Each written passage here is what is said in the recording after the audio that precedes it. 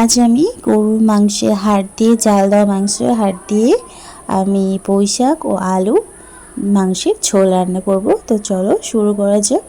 প্রথমে আমি কড়াইতে আমি 100 গ্রামের মতো সরিষার তেল দিয়ে দিয়েছি।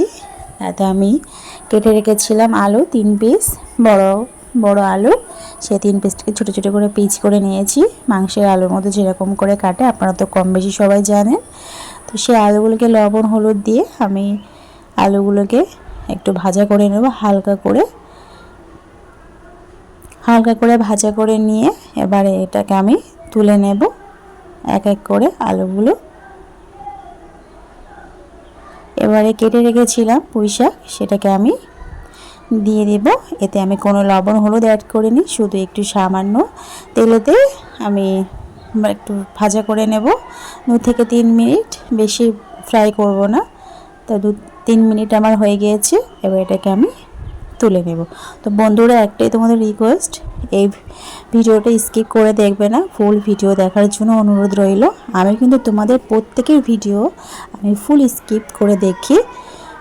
তো তারপরে আমি তেল গরম হয়ে গিয়েছে, তেল গরম হওয়ার পরে 2টো তেজপাতা দিয়ে দিলাম আর 4টে কেটে রাখা পেঁয়াজ কুচি দিয়ে এটাকে আমি ভালো করে ভাজা করে নেব। ভাজা করে নেওয়ার পরে আমি 1 চামচ আদা রসুন বাটা সেটাকে আমি দিয়ে দেব।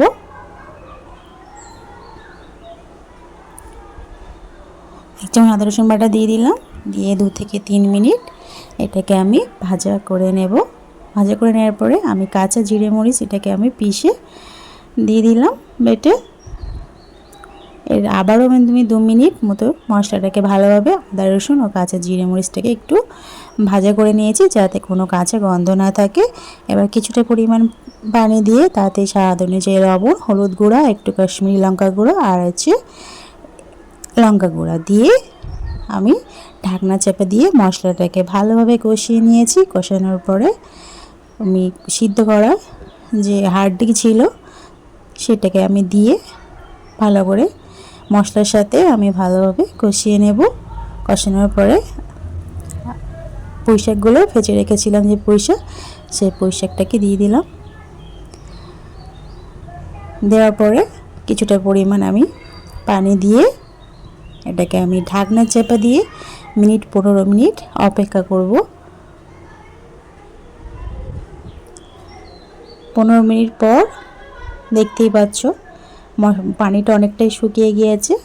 এবারে ভালোভাবে কষিয়ে নিয়েছি মশলাটাকে পুঁই শাক দিয়ে। তারপরে আবার কিছুটা পরিমাণ পানি দিয়ে আমি যে ভাজা করে রেখেছিলাম যে আলুটা, সেই আলুটাকে আমি এবারে দিয়ে দেবো। পুঁই শাকটাও অনেকটাই হাফ সিদ্ধ হয়ে গেছে, তো দেখো ফুটে গেছে ঝোলটা। তারপর আমি আলুগুলো, ভাজা করে রাখা আলুগুলো আমি দিয়ে আবারও একটু কষিয়ে নেব আলুগুলো। পুঁই শাক, আলু আর মাংস একসাথে 5 থেকে 7 মিনিট মতো ভালোভাবে একটু কষিয়ে নিতে হবে, যাতে করে কোনো গন্ধ না থাকে আলু আর তারপরে আমি এটাকে ভালোভাবে কষিয়ে নিয়েছি। কষানোর পরে পরিমাণ মতো আমি পানি দিয়ে দেব।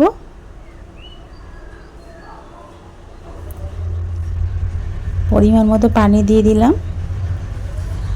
দেওয়ার পরে এটাকে আমি ঢাকনা চাপা দিয়ে 30 মিনিটের মতো রান্না করে নেব।